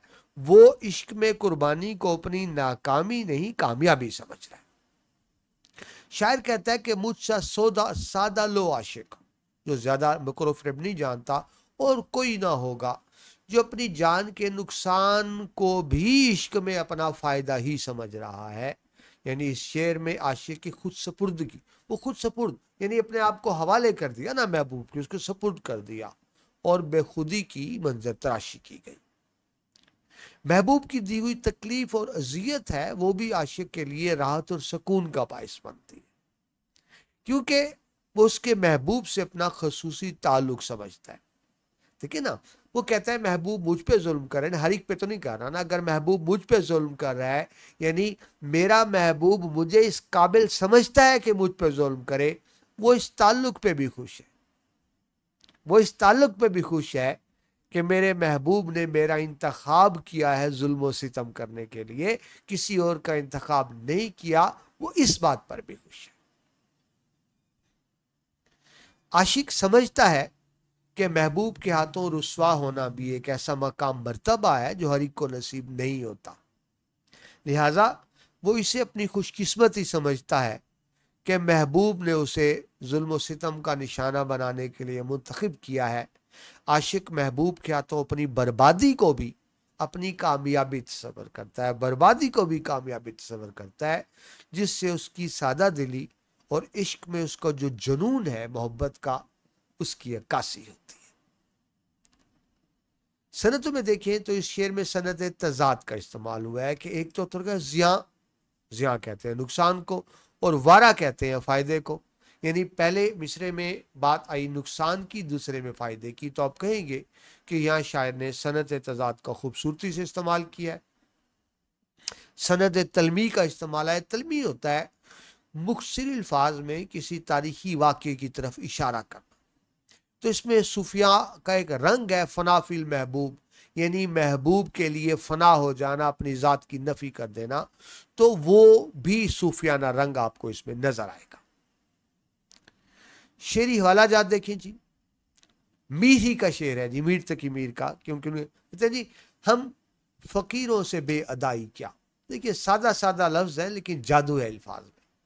हम फ़कीरों से बेअदाई क्या, आन बैठे जो तुमने प्यार किया, और सख्त काफिर था जिसने पहले मीर मजहब इश्क इख्तियार किया। यानी बेबसी की बात। तो मीरी का शेर देखिए सादगी में भी कितनी खूबसूरत बात है। आशिक महबूब के लिए अपनी ज़ात को फना कर देता है। वो महबूब से अलग होना भी चाहे तो नहीं हो सकता, आशिक महबूब से दूर जाना भी चाहे तो नहीं जा सकता। शेर देखिए जी, एंजॉय करेंगे आप। लिखा रखा है अहद तर्क उल्फत, तर्क होता है छोड़ देना, मोहब्बत को छोड़ देना। लिखा रखा है, डॉक्यूमेंट बनवाया हुआ है लिखा रखा है अहदे तरके उल्फत, मगर दिल दस्तखत नहीं करता। मगर दिल दस्तखत करता नहीं है, दिल नहीं मानता। ठीक है जी। और शेर देखिए, वो बड़ा रहीम व करीम है, अल्लाह से दुआ की जा रही है, वो बड़ा रहीम व करीम है, मुझे ये सिफत भी अता करे। वो बड़ा रहीम व करीम है, मुझे ये सिफत भी अता करे। तुझे भूलने की दुआ करूं तो मेरी दुआ में असर ना हो। मेरी दुआ कर रहा है अल्लाह से कि अल्लाह अगर मैं कभी महबूब को भूलने की दुआ भी कर लूं ना तो मेरी दुआ अल्लाह करे कबूल ना हो। यानी इस कदर सच्ची मोहब्बत है उसकी महबूब से। और शेर देखिए जी, यूं भी होता है कि एकदम कोई अच्छा लग जाए, यूं भी होता है कि एकदम कोई अच्छा लग जाए, बात कुछ भी ना हो और दिल में तमाशा लग जाए। जरूरी नहीं कि महबूब बहुत खूबसूरत हो तो ही इश्क हो सकता है। बज़ाहिर सादा सा महबूब है लेकिन बस आशिक को अच्छा लग गया, बात कुछ भी ना हो और दिल में तमाशा लग जाए। ठीक है जी, उम्मीद एंजॉय किया होगा आपने। आगे चले जी, शेर नंबर 4। ये आपको मैं नहीं सुनाता शेर नंबर 4। ठीक है जी, आप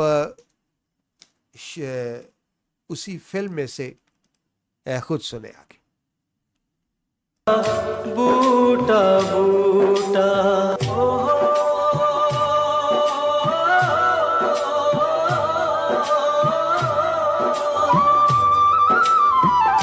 चारा गरीबी मारी दिल की, रस में शहरे हुस्न नहीं। चारा गरीबी मारी दिल की, रस में शहरे हुस्न नहीं। वरना दिल बरे नादा भी इस दर्द का चारा जाने है। जाने न जाने गुल ही न जाने। जी जनाब, आपने सुना, ये आपने एक जो तस्वीर देखी, ये दिखाया गया इब्राहिम ज़ौक़ को।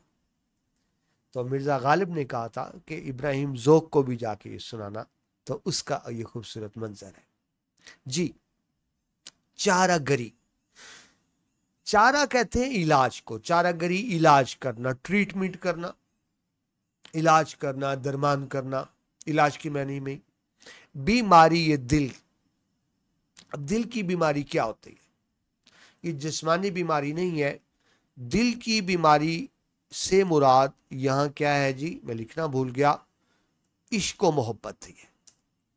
ठीक है जी, यानी आशिक की ख्वाहिश होती है कि उसका महबूब उसके सामने रहे, वो हर लम्हे अपने महबूब को सामने देखना चाहता है और महबूब उसकी तरफ तवज्जो नहीं देता।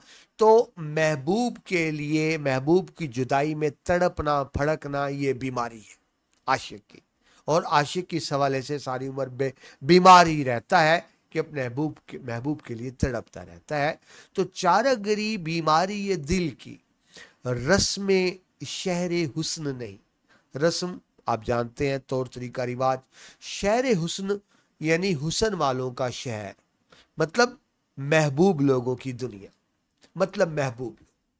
ये जो महबूब होते हैं ना, ये बड़े जालिम होते हैं। मैंने आपको पहले शेर में तशरीह में बताया था कि उर्दू गज़ल का रिवायती तस्वर ये है कि महबूब खूबसूरत तो है लेकिन वो जालिम भी होता है, वो संग दिल भी होता है, वो बेवफा भी होता है, वो अपने आशिक की सच्ची मोहब्बत की कदर नहीं करता। सच्चा आशिक तड़प रहा है, दिल की बीमारी लिए फिर रहा है। महबूब चाहे तो उसका इलाज कर सकता है, यानी उस पर तवज्जो दे सकता है, लेकिन वो जानबूझ के तवज्जो नहीं देता। रस्म शहर हुस्न नहीं, ये महबूबों के रिवाज में ही शामिल नहीं, यानी उनके महबूबों के शहर में ये रिवाज ही नहीं है कि आशिक के बीमारी का इलाज किया जाए। और उसका इलाज क्या है? सिर्फ महबूब की एक नजर, ठीक है, और कुछ नहीं है। यानी वो महबूब की तवज्जो चाहता है और महबूब उसकी तरफ तवज्जो देता नहीं है, ठीक है जी। तो चारागरी बीमारी ये दिल की, रस्में शहरे हुस्न नहीं। महबूब चाहे तो अपने आशिक को करार दे सकता है, उसके तड़पने भड़कने को कम कर सकता है, खत्म कर सकता है, लेकिन वो ऐसा करता नहीं है, रिवाज नहीं है। वरना दिल बरे नादा भी इस दर्द का चारा जाने।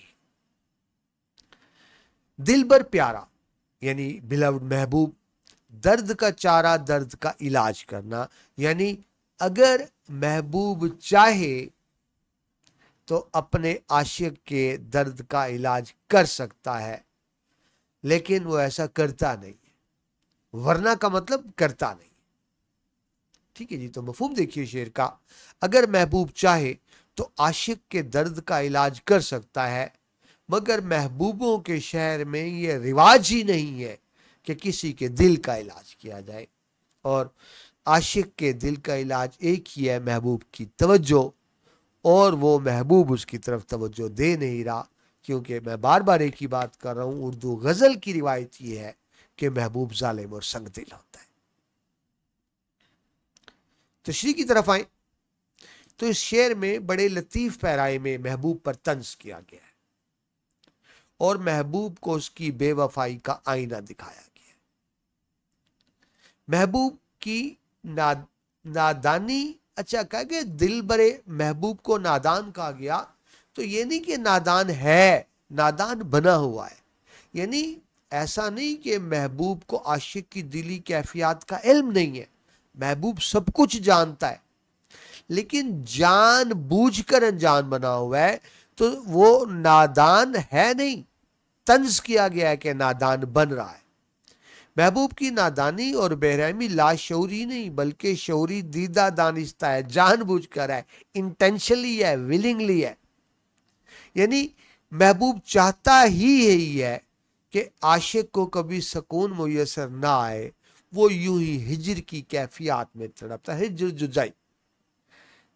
तो इसका रिवायती तस्वर क्या है कि महबूब को मजा आता है आशिक को तड़पाने में, और हकीकत यह है कि महबूब की दी हुई तकलीफ जो है वो आशिक को अच्छी लगती है, वो आशिक के लिए तकलीफ नहीं सुकून का बाइस बनती है।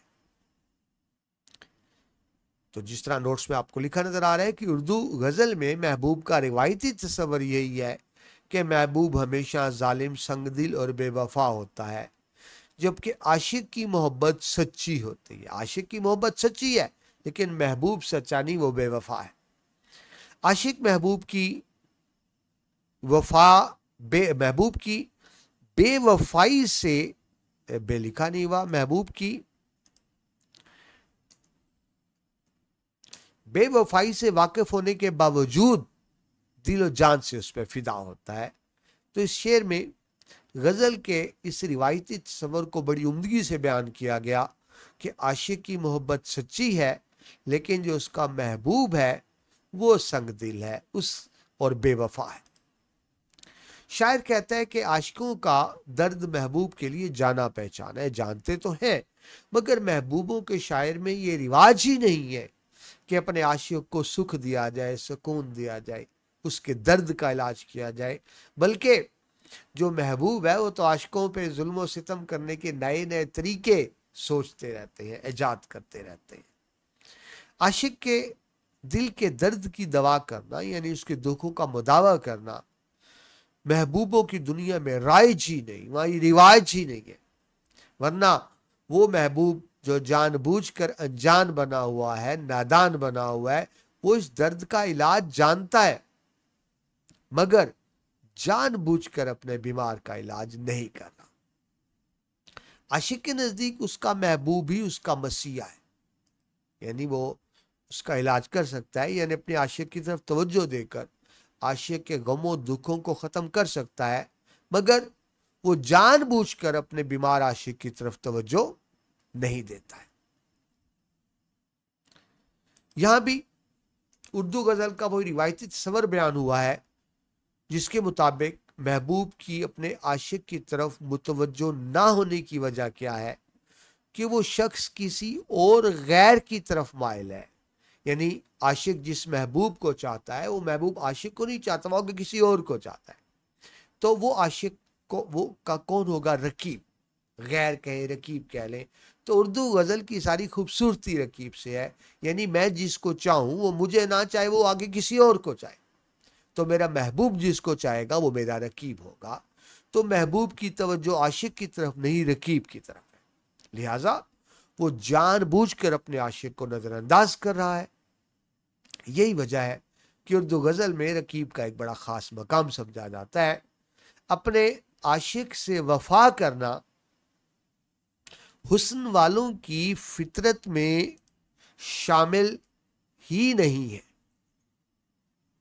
بلکہ اپنے عشق میں مجبور عاشق کو تڑپتا پھڑکتا دیکھ کر محبوب کو دلی خوشی ہوتی ہے، اور شاید محبوب کی دی ہوئی تکلیف سے عاشق کو بھی دلی خوشی ہوتی ہے. سنتوں کی طرف آئیں جی کہ شاعر نے اس میں کون سی صنعتوں کا استعمال کیا ہے شعر کو خوبصورت بنانے کے لیے. صنعت استعارہ ہے. استعارہ کیا ہوتا ہے؟ مستعار لینا، یعنی ایک لفظ کو اپنے حقیقی معنوں میں استعمال کرنا نہ کرنا. یعنی ایک لفظ کا ظاہری مطلب کچھ اور ہے لیکن اسے کسی اور معنوں میں استعمال کیا جائے. جس طرح باپ بیٹے کو کہے میرا شیر آ گیا، تو شیر تو نہیں ہے، اصل میں وہ کہنا چاہ رہے بہادر ہے. ٹھیک ہے.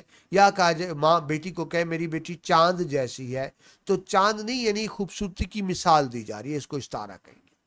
تو شعر حسن جو ہے یہ محبوبوں کی دنیا کا ایک استعارہ کے طور پہ یہاں استعمال ہوا ہے. صنعت طنز بھی ہے. دل برے ناداں، وہ نادان ہے نہیں، نادان بن رہا ہے. تو عاشق محبوب کو آئینہ دکھا رہا ہے، لیکن ذہن میں رکھے وہ آئینہ دکھا کر اس کو شرمندہ نہیں کرنا چاہ رہا، وہ ایک طرح کی توجہ کی بھیک مانگ رہا ہے. یہ بھی ذہن میں رکھیے گا. صنعت مرات النظیر ہے. مرات النظیر آپ کو پتا ہے کہ پہلے مصرے میں کچھ الفاظ آئیں، اسی مناسبت سے دوسرے مصرے میں کچھ اور الفاظ آ جائیں، مرات النظیر کہتے ہیں. تو پہلے مصرے میں آ گیا بیماری اور دوسرے مصرے میں آ گیا چارہ، یعنی علاج. پہلے بیماری کا ذکر آ گیا، پھر علاج کا ذکر آ گیا. تو مرات النظیر کا خوبصورت استعمال ہے. صنعت تضاد کا استعمال ہے. بیماری دل اور چارہ گری، صنعت تضاد بھی آ گئی ہیں. صنعت تشبیہ بھی ہے. عشق کو جو ہے نا بیماری دل سے تشبیہ دی گئی ہے. یعنی بیماری دل کس کو کہا گیا؟ عشق کو. حوالہ جاتی ہے اشعار کی طرف آئیں جی. ہر چارہ گر علاج کرنے والا آپ نے بھی پڑھا. ہر چارہ گر کو چارہ گری سے گریز تھا. غالب کا خوبصورت شعر. یعنی وہ علاج کر سکتا تھا لیکن کر نہیں رہا تھا، اوائڈ کرنا، گریز. ہر چارہ گر کو چارہ گری سے گریز تھا، ورنہ ہمیں جو دکھ تھے بہت لادوا نہ تھے. ان کی دوا علاج تھا محبوب کے پاس جان کے لیے. اور دیکھیں میں نے کہا کہ دیکھیے میں یہ ہوا یہ رات، یعنی عاشق محبوب کی توجہ لینے کی کوشش کر رہا ہے. وہ کہتے ہیں اس کی اٹینشن لینے کے لیے کیا کہتا ہے؟ میں نے کہا یہ دیکھ، یہ میں، یہ ہوا یہ رات. اس نے کہا کہ میرا پڑھائی کا وقت ہے. شعر کی خوبصورتی دیکھیں. یعنی عاشق محبوب کی توجہ لینا چاہ رہے ہو، کہتے ہیں اب جاؤ ابھی میرے پڑھائی کرنے کا وقت ہے. میں نے کہا کہ دیکھیے میں یہ ہوا یہ ریت. اس نے کہا کہ میرا پڑھائی کا وقت ہے. اور دیکھیے چلا تھا ذکر زمانے کی بے وفائی کا، چلا تھا ذکر زمانے کی بے وفائی کا، سو آ گیا ہے تمہارا خیال ویسے ہی. طنز ہے کہ میرا محبوب کیسے بے وفا ہے. اور دیکھیے یہ اور بات، دیکھیے عاشق کا علاج محبوب کے پاس ہے اگر کرنا چاہے. یہ اور بات کہ تم آئے ہو تو کوئی نہیں، وگرنہ غم تو یہاں بے شمار رہتے ہیں. یعنی عاشق غم زدہ تھا، محبوب ملنے آ گیا نا تو سارے غموں کو بھول گیا. یہ اور بات کہ تم آئے ہو تو کوئی نہیں، وگرنہ غم تو یہاں بے شمار رہتے ہیں. اور شعر دیکھیے جی. سب کی نظروں میں ہو ساقی یہ ضروری ہے مگر، دیکھیے میں خانہ شراب پلانے والا، تمثیل ہے، مثال ہے. اب شراب خانے میں ساقی شراب پلانے والا تو وہ تو ایک ہی ہے نا. تو سب لوگوں کی نظر ساقی پر ہے कि उसने सर्व करना है।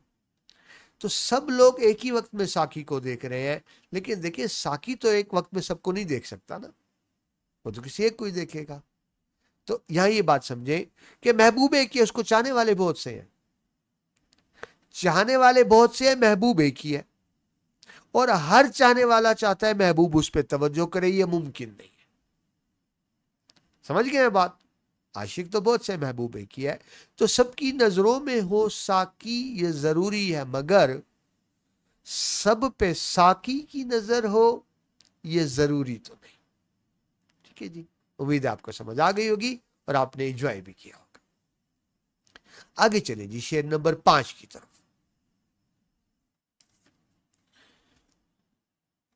महरो वफा ओ लुत्फो उनायत, एक से वाकिफ उनमें नहीं, और तो सब कुछ तंजो कनाया, रमजो इशारा जाने हैं। ये मैंने पढ़ दिया, ठीक है जी, शायद आपको इतना मजा ना आया हो, तो आए ये फिल्म में से सुनते हैं।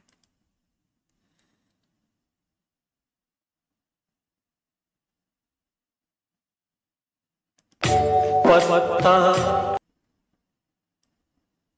इनायत, बूटा बूटा,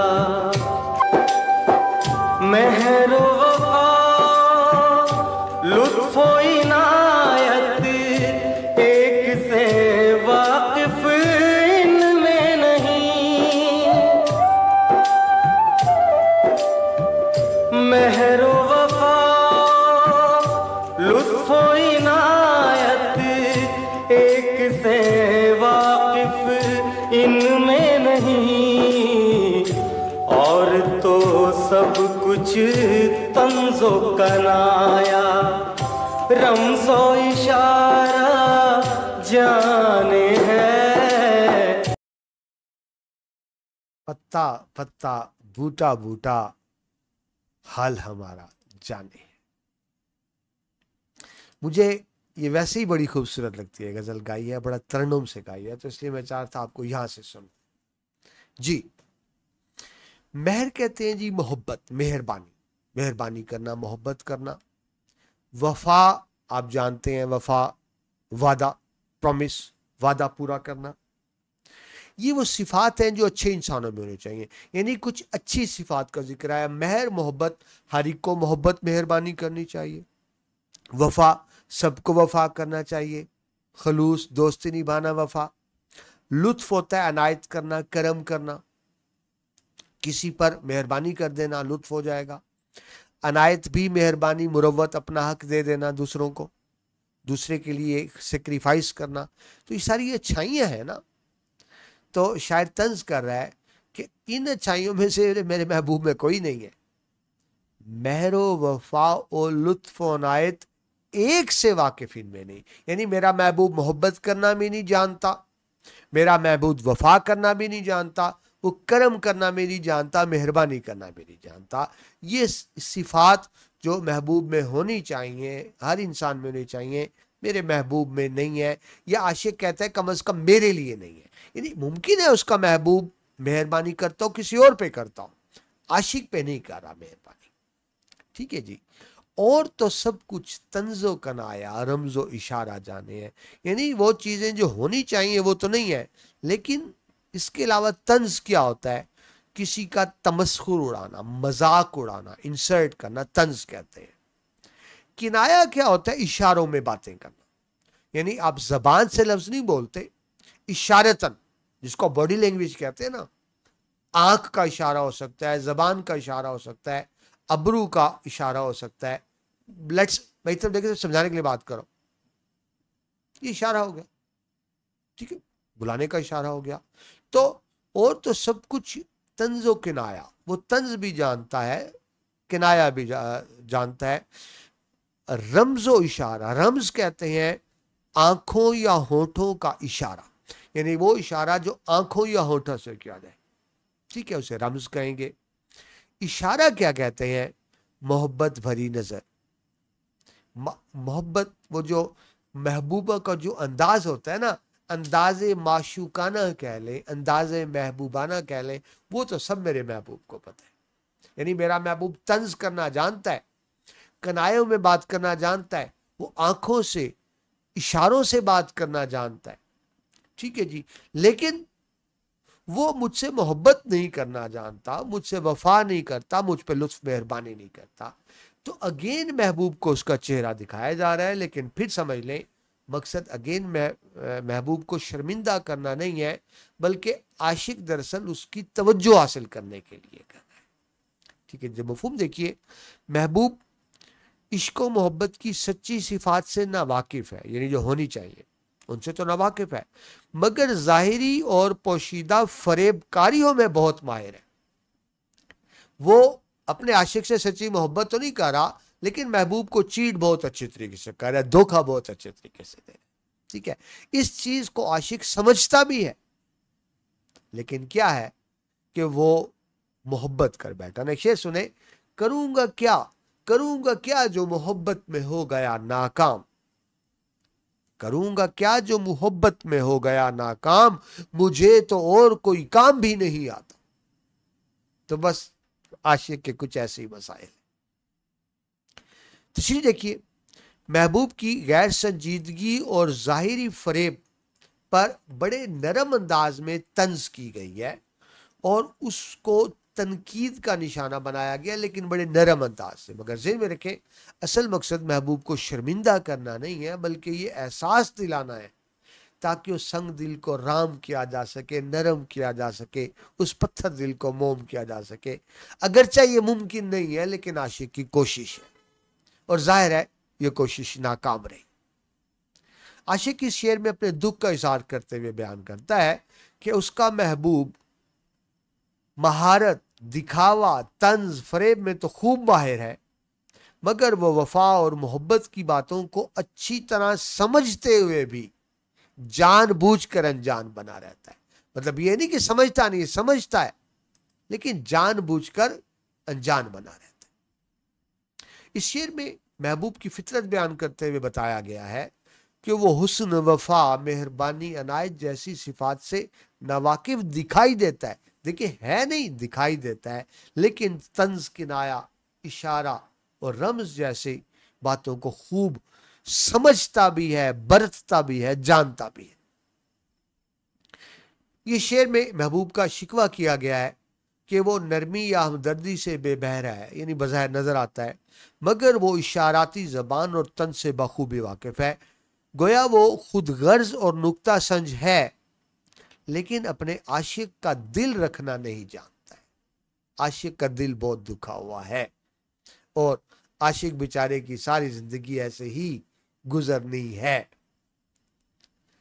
सनत देखिए जी, सनत मरातुल नज़ीर का इस्तेमाल हुआ। मरातुल नज़ीर, जब एक मिसरे में कुछ लफ्ज आए, उसी की मुनासबत से दूसरे में कुछ और लफ्ज आ जाए, तो महर, वफा, लुत्फ़, अनायत, ये सारी एक जैसे ही हैं, मस्बत चीज़ें हैं। पहले मिसरे में अच्छी सिफात है और दूसरे मिसरे में इसके उलट मनफी सिफात आ गई, तंज, किनाया, रमज़ो, इशारा। तो यानी पहले मस्बत चीज़ें आ गई, मनफी आ गई, तो मरातुल नज़ीर कहेंगे। सनत तज़ाद भी है, महर वफा के मुकाबले में तंज़ो कनाया इस्तेमाल किया गया, यानी मस्बत की बजाय मनफी रवैया अपनाया हुआ है महबूब ने। जी, हवाले के शार की तरफ आए। शेर है जी, वसल के बाब, वसल महबूब से मिलना, आशिक महबूब का मिलना। वसल के बाब में की अर्ज तो हंसकर बोले, क्यों मरे जाते हो जाएगा, हो जाएगा। यानी आशिक वाकई ही मर रहा है महबूब से मिलने के लिए। कहते क्यों मर रहे हो, जब टाइम मिलेगा मुलाकात करें, हो जाएगा, यानी टालने वाली बात। वसल के बाब में की अर्ज तो हंसकर बोले, क्यों मरे जाते हो जाएगा, हो जाएगा। और सुनिए, आह को चाहिए एक उम्र असर होने तक। वो बेचारा तो आहो बका करे, रो ही रहा है ना आशिक, और क्या करे।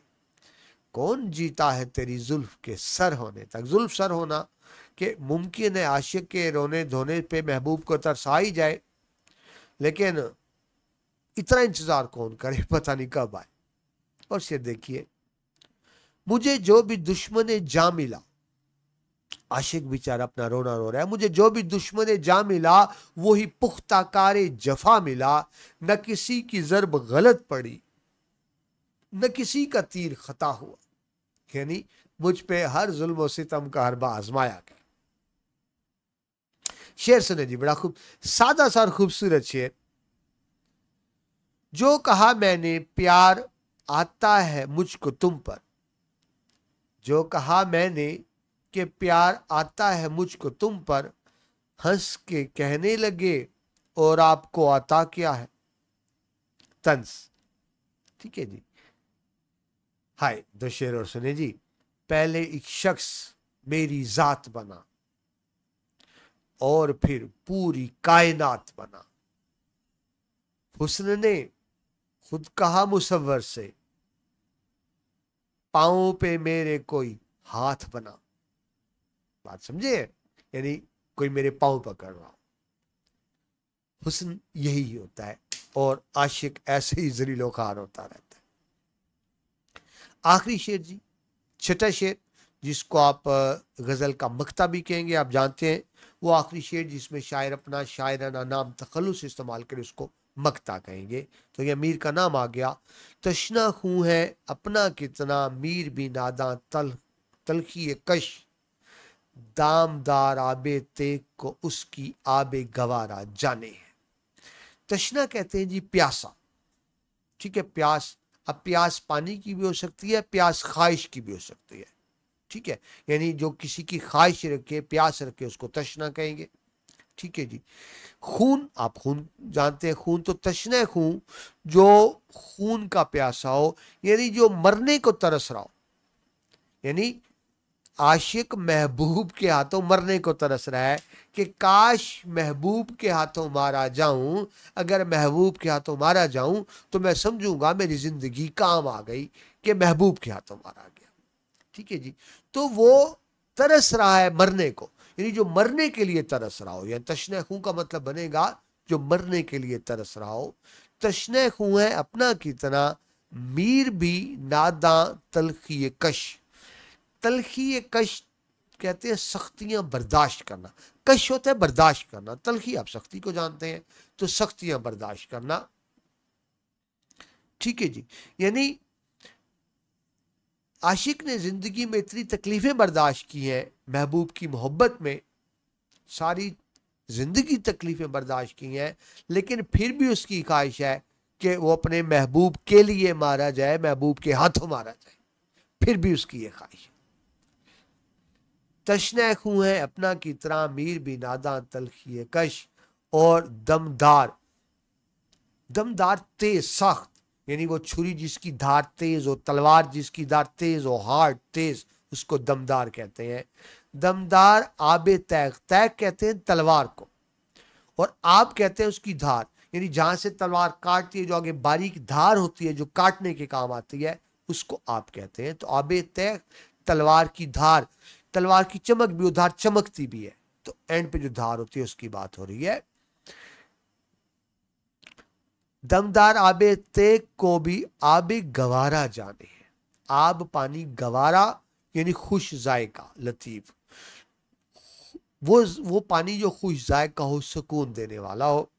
तो बड़ा अजीब सी तशबीह दी गई कि महबूब की तलवार से जो खून टपकता है, महबूब की तलवार से जो खून टपकता है, आशिक के नजदीक वो खुशगवार पानी है, खुश जायका पानी है, क्योंकि वो खून महबूब की तलवार से टपक रहा है। यानी महबूब की दी हुई तकलीफ, महबूब का पहुंचाया हुई तकलीफ आशिक के लिए खुशी और मुसरत का बायस होती है कि वो खून भी उसके लिए आबे गवारा है, खुश जायका पानी है, ठीक है। तो मफहूम देखिए, आशिक अपने इश्क में इतना सच्चा है कि महबूब की तलवार से निकलने वाला खून भी उसे मीठा पानी लगता है। देख ले, इश्क में ऐसे ही होता है। जो बच्चे लाजमन शेर लिखते हैं ना, इसीलिए होता है ना, वो मैंने देखा है बच्चे ये शेर जरूर लिखते हैं हर पेपर में। अजियत, मुसीबत, मलामत, बलाएं, तेरे इश्क में हमने क्या क्या ना देखा। तो बस ये वही कैफियत है। तशरीह की तरफ आए जी। इस शेर में इंतहाई जज्ब की कैफियत है। जज्ब होता है यानी आशिक अपनी ज़ात को जज्ब कर दे महबूब की ज़ात में, यानी अपनी ज़ात को फना कर दे, अपनी नफ़ी कर दे, अपने आप को निगेट कर दे। तो जज्ब की इंतहाई शक्ल है। जज्ब से मुराद ये है कि आशिक अपनी ज़ात को महबूब की ज़ात में फना कर दे, जज्ब कर दे, और महबूब की खुशी को ही अपनी खुशी समझ ले। तो जज्ब की जो कैफियत है ये इश्क हकीकी और इश्क मजाजी दोनों में आपको नजर आती है। इश्क मजाजी, लेकिन ये शेर बहरहाल इश्क मजाजी का ही है। इश्क मजाजी के शेर में जो शायर है महबूब के जुल्म और सितम को ना सिर्फ खुशी और खुश दिली से कबूल कर रहा है, बल्कि उसे महबूब की जो दी हुई तकलीफ में खुशी और राहत महसूस होती है, सुकून महसूस होता है। यानी शायर महबूब के जुल्म को भी अपने लिए नेमत मान रहा है और इस नेमत पर नाज़ा भी है, खुश भी है। आबे तैग और आबे गवारा का जो तकाबुल है ना, ये आशिक की इश्क की शिद्दत को जाहिर करता है। शायर यानी आशिक बयान करता है कि वो इस कदर नादान और दर्द बर्दाश्त करने वाला है कि महबूब की तलवार से बहने वाले खून को भी अपने लिए खुश जायका समझता है। इश्क के रिवायती तस्वर को इसमें खूबसूरती से बयान किया गया है कि जो आशिक है महबूब के हाथों कत्ल हो जाने को भी अपने लिए सादत समझता है। ये शेर आशिक की इंतहाई कर्ब को जाहिर करता है और मोहब्बत में बेनियाजी की इंतहा है कि वो अपने आप को कुर्बान करने को तैयार है। शायर महबूब के हर जुल्म सितम को खामोशी से और खुशी से कबूल करने को तैयार है, यहाँ तक कि महबूब की तलवार की धार से बहते हुए खून को भी वो अपने लिए आबे शफा समझता है। इसमें शायर ये बयान करता है कि महबूब से वाबस्ता हर जुल्म सितम आशिक को अजीज होता है और महबूब की दी हुई हर अजियत उसके आशिक के लिए उसके सुकून का बाइस बनती। ठीक है जी। सनतें देख लें जी। इस आखिरी शेर में सनत तजाद इस्तेमाल हुई, अपोजिट वर्ड्स, तैग और आबे गवारा। उधर तैग खून और आबे गवारा मीठा पीना पानी, खुशगवार पानी, तो उलट हो गई ना बातें। सनत तशबीह है, वो तैग से बहते खून को पीने के पानी से तशबीह दे रहा है। सनद तलमी है, ये तशना खून आबे तैग ये बतौर तलमी के आए हैं। सनद मुबालगा है कि वो जो तलवार से खून बह रहा है वो उसको खुशगवार पानी लग रहा है। हवाले के इशार की तरफ आए जी। आता है मेरे कत्ल को पुरजोश पर जोश रश्क से। ठीक है, यानी कैफियत देखें कि महबूब कत्ल करने आ रहे आशिक, और आशिक खुश है कि मुझे महबूब ने इस काबिल समझा है कि मुझे कत्ल कर रहा है, यानी मुझे ही उसने मुंतखब किया कत्ल करने के लिए। आता है मेरे कत्ल को पर जोश रश्क से, मरता हूं उसके हाथ में तलवार देखकर। यानी जो मेरा महबूब कत्ल करने आ रहे हैं, कहते ऐसा ना हो कि मैं उसके कत्ल करने से पहले खुशी से ही मर जाऊं कि मेरा ये मकाम कि मेरा महबूब मुझे कत्ल करने आ रहा है, तो कहीं खुशी से ही ना मर जाऊं। यानी उसके लिए ये भी खुशी की बात।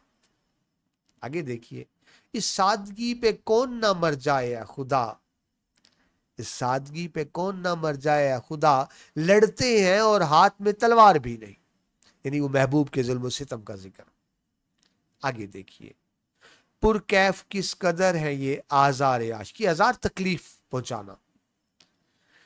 पुरकैफ जो लुत्फ दे, मजा दे। पुरकैफ किस कदर है ये आजार आश की, मैं उनसे कह रहा हूं मेरा दिल दुखाइए।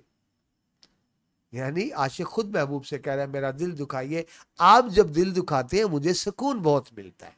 पुरकैफ किस कदर है ये आजार आश की, मैं उनसे कह रहा हूं मेरा दिल दुखाइए। और देखिए, तेरे करम का सजावार तो नहीं हसरत, अब आगे तेरी खुशी है जो सरफराज करे। मेरे महबूब, मैं तेरी तवज्जो का मुस्तहिक तो नहीं, लेकिन तू मुझे तवज्जो दे तो तेरी मर्जी। और ख़त्म करते हैं कि आशिक की ख्वाहिश होती है महबूब के हाथों मर जाए وہ سمجھے گا میری زندگی کام آ گئی، میری زندگی کو مقصد مل گیا۔ ان کے قدموں میں گر جائیں مر جائیں ہم، ان کے قدموں میں گر جائیں مر جائیں ہم، اس طرح اپنی مٹی ٹھکانے لگے۔ ٹھیک ہے جناب، یہ مکمل ہوئی جی۔ میں امید کرتا ہوں کہ آپ کو پسند آئے گی۔ تشریح ذرا لمبی ہو گئی، زیادہ لمبی کرنے کا مقصد یہ ہوتا ہے تاکہ آپ بھولتے بھولتے بھی آپ کو بہت کچھ یاد رہ جائے۔ اگلی غزل میں آپ سے دوبارہ ملاقات ہوتی ہے۔ اپنا بہت سا خیال رکھیے گا، مجھے بھی دعاؤں میں یاد رکھیے گا۔ اللہ حافظ۔